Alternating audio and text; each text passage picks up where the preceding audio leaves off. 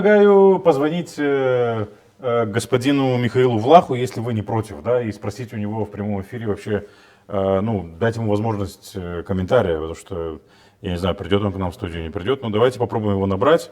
Если вы не против, Николай, я позвоню ему и попытаюсь у него узнать вообще, как он объяснит. Советником госпожи Влах, он тогда нам особой информации не дал. Советник вы с кем вы говорили? Советник Влах? Который отвечает у нее за отношения со СМИ.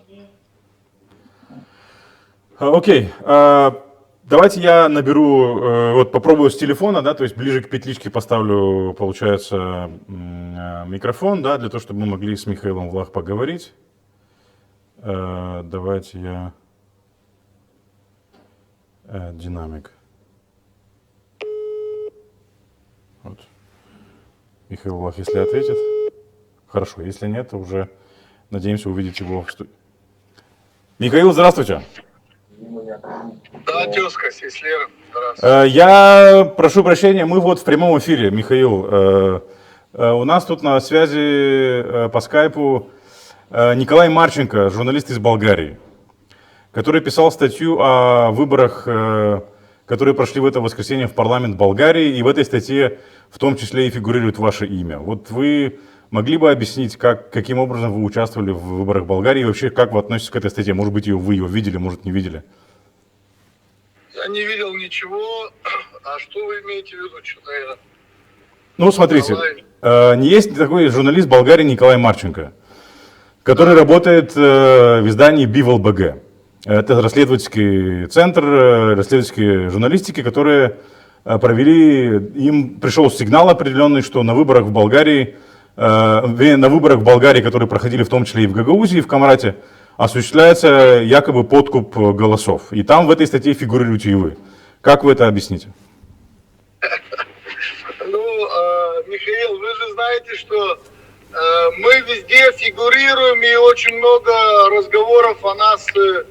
Вы в том числе, ваша команда, я вот видел на днях, вы выступали у Анатолия Голи, где вы сказали, что вроде бы они не с Шором, но они под Шором. То я это от вас прямо слышал. Специально мне вчера показали кусочек. Вроде бы они в Кишинев не едут, но они под Шором. Вот то же самое и здесь.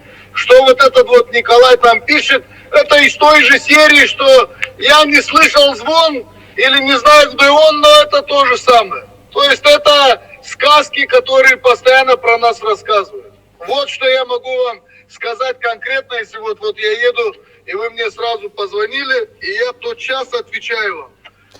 Все вот эти вот спекуляции, которые ведутся, они постоянно были, есть и будут. Но вы знаете, как говорили, что плохой пиар, он тоже пиар. Если про нас говорят и грязные в том числе, это значит, мы живем, и слава Богу. Поэтому этому Николаю, который, если он там на связи, тоже желаем прекрасного здоровья, чтобы он больше проводил расследований. Знаете, как говорят, держите вора, а кричит сам вор.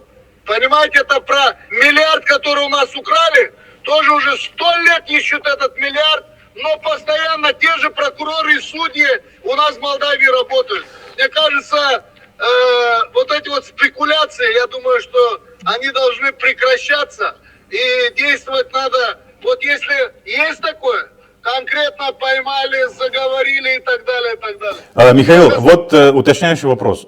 Что вас связывает с партией ДПС, Движение за права и свободы? Недавно был бывший депутат парламента Болгарии Ахмед Ахмедов в Гагаузии, и вы с ним встречались, есть фотографии у вас на страничке в Фейсбуке. Он не бывший, ага. Он не бывший, он действующий депутат, и у нас связывают с ним давние отношения, дружеские, братские, больше скажу, что у нас с этой командой на протяжении многого времени связывают прекрасные отношения. И многие наши диаспоры, многие наши жители, которые имеют болгарские паспорта, они поддерживали и будут поддерживать эту команду, потому что эта команда не приходит только на выборы.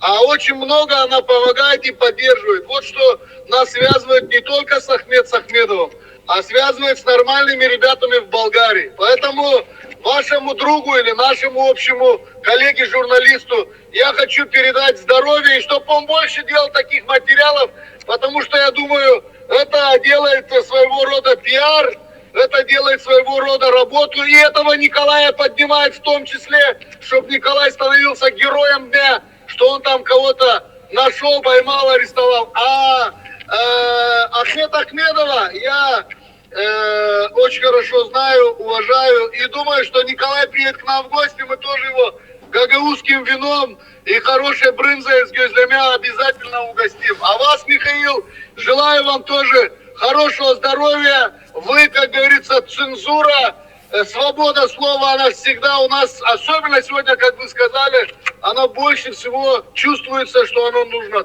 Сağlık, берекетом, кисмет, я, к сожалению, захожу, не могу... Не-не, последний вопрос, если позволите. До свидания. По поводу подкупа, что скажете? Михаил выключил, вот не удалось получить последний комментарий по поводу этого. Ну,